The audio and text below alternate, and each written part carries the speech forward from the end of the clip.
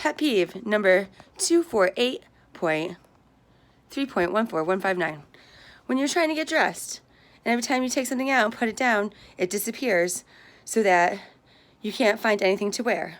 And so you end up wearing what actually fits because you're so fat, nothing works on you anymore. And the stuff you do have is acting up again. No, seriously. Okay, so here's what I've got on. I've got my Superman jersey on from the Dollar General and the Native Americans around here as my base. I've got my mom's sky blue shirt on that looks really super cute flowy on me. But lately has been making me look pregnant. But with this combination, I don't have to button it, so it's more like a cardigan. And together, it looks like the United Nations and security base for the United Kingdom, and that works well for me because my friend, the King of Scotland, drives a light blue and a red car, and so that's over there at my barn. I'm wearing Victoria's Secret granny panties and some yoga pants that I was so fat I burst the seam on, and my mom sewed them up for me, and then I couldn't clean out period stain, so I cut out the inner seam to the crotch of it so that that black material underneath it is still all nice and good looking. Yes, I'm a little too descriptive, but that's my test here. And then let me show you. I can only find one sock, you know, because the house elves have apparently taken them or something. But I've got one sock, and it's from my mom, and it's of moose, or from when she lived in Maine. And I'm gonna put that on my sore ankle, and I'm going to let the other one ride. And here's what I think I would like to happen then, is for you guys to use this system then to clear up anything you need right now. And I am going to trust the moose lodges and the elk lodges to heal my ankle at the same time. Why? Because they know me really well. Why? Well, it goes back to my mother-in-law, really. I understand Mom got those from Maine, where there's a lot of moose crossings, and they love living in Portland and stuff, and I've got a lot of friends there and stuff. So it's from her, and I trust her to keep me safe. But also, I expect the Moose Lodge people to show off that they can heal me pretty damn quickly. Why? Because those are my people, too. Poor Jamie. Every year around Christmas and stuff, I would take a lot of ecstasy, or Joanna would poison me with acid, or something, and I would be really, really messed up. And his mother would say to me things like, Kenda, today we're going shopping at the mall, or Kenda, today we're doing this or that. And I would say, you know what state of mind I am in? And she goes, I know, that's why we're going to do it. And we'd have a really, really good time.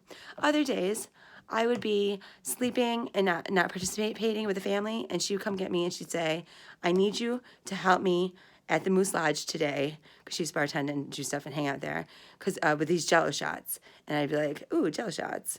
And she said, yes. You just go pass them out and say hi to everybody and get out of bed. And I was like, well, that's motivating for me to get out of bed. I love Jello shots, right? And she'd make some with vodka, and she'd make some with moonshine from the mountains of Tennessee and Virginia, and she makes some with tequila and some with rum and stuff like that. And I'm like, yes, thank you, mother-in-law. I would like to help you with your job today, because then I can go back at home and say, they say, what did you do over Christmas break? I said, you know, work and support the family, picking up some hours with my mother-in-law, right? And so I would go do that, and everybody knows when I came home or whatever, the next day at breakfast, because she always got up at 6 a.m. and made a big biscuits and gravy and country breakfast, and hers are the best. I'm sorry, Tootsie, I know yours was the original recipe, and everybody else in the family has to say yours are the best, but I really think Debbie's are. And I'm not just saying that to kiss her ass. I'm saying that because I really, really enjoy them, and I would get up and eat them, even though she would tell the same story to the family every single time that happened. How was work last night, Mom? It was good. Kenda came to help me, like she said she always does. But when she got there, she took the wrong Jello shots, and I told her they were clearly marked. This much, this one has this much in it. This one has this much in it. This one is the substance. This one is this substance.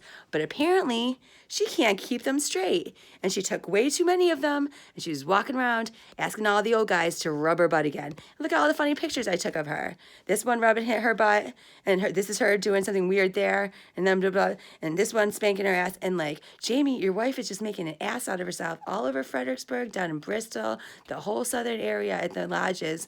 Everybody fucking knows her, and she can't handle her shots.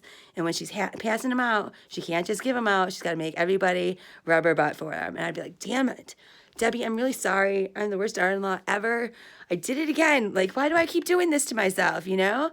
And she'd be like, seriously, Kenda, next time I'm not going to invite you, you know? But the next time I'd try again, and I would do the same thing all over again. And that's why you don't listen to people and take stuff that they made homemade. What? Unless you're a good girl and you don't want to cause a scene, you like to follow orders. And then what?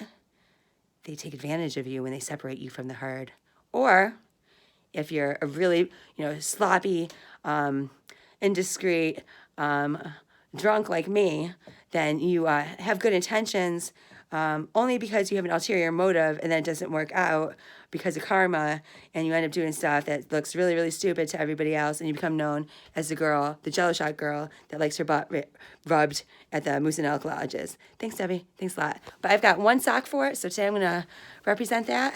I'm going to try to recycle that energy into a healing energy through my ankle up to my butt. And with that, I heard from the people in Louisiana, the fairies in Louisiana, and they're like, okay, yeah, we trump everybody. Can you finish that assignment for us with the Wiccan thing? And I was like, yes, because I know the right answer. Sure, I'll do that first. Okay, thanks.